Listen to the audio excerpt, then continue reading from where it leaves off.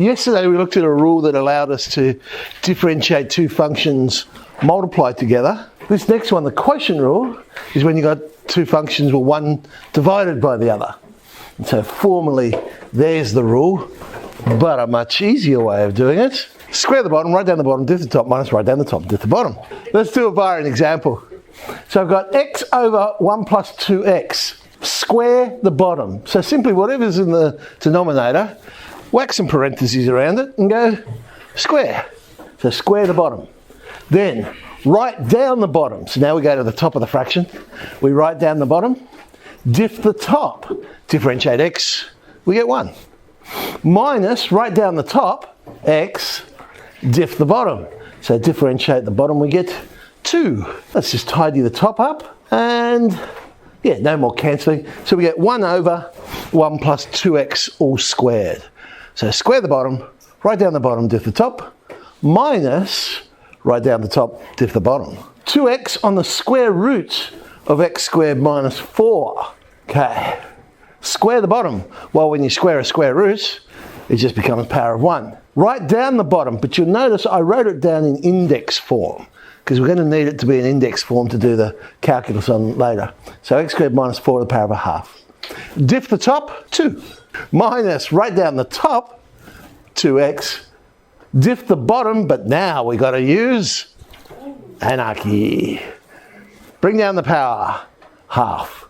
Lower the power, minus a half. Diff the inside, 2x. Right, what's it? Ooh, geez.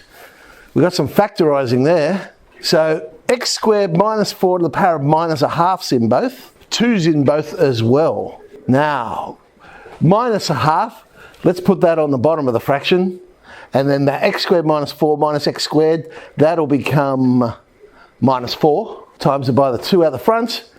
And we end up with minus 8, x squared minus 4, the square root of x squared minus 4.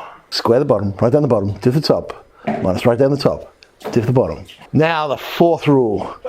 Here's a little secret I'm going to let you into. The reciprocal rule. You don't find it in textbooks, this one. This is our little secret. Where it's useful is when you've got a fraction and there's a constant on the top of the fraction. It just saves you putting it into index form. So something like this. We've got minus the derivative on the function squared. That's it. Minus the derivative on the function squared. So 1 on x squared. Yes, I could change it to x to the negative 2 and do it that way. But now I can do it with minus the derivative on the function squared. Well, the derivative of what? It's got to be of the bottom because the top's a constant. And if you differentiate a constant, you get 0. So we must be talking about the bottom that we're going to differentiate. So minus the derivative, minus 2x goes on top, on the function squared. Square x squared, you get x to the power of 4. The x's cancel, and there it is, minus 2 on x cubed. So I didn't have to put it back into index form. So 6 on 4x squared plus 3, minus the derivative on the function squared. Well, the derivative is 8x, so it's minus the derivative, but in this case we're going to also multiply by the 6 that's on the top, on the function squared. So just square the denominator, and we get minus 48x on 4x squared plus 3, all squared. So that's our reciprocal rule. So we're now going to do 9i. So we have 4 rules. Chain rule or anarchy. Bring down the power, lower the power, diff the inside. We have the product rule. Write down the first, diff the second, plus write down the second, diff the first. We have the quotient rule. Square the bottom, write down the bottom, diff the top, minus write down the top, diff the bottom.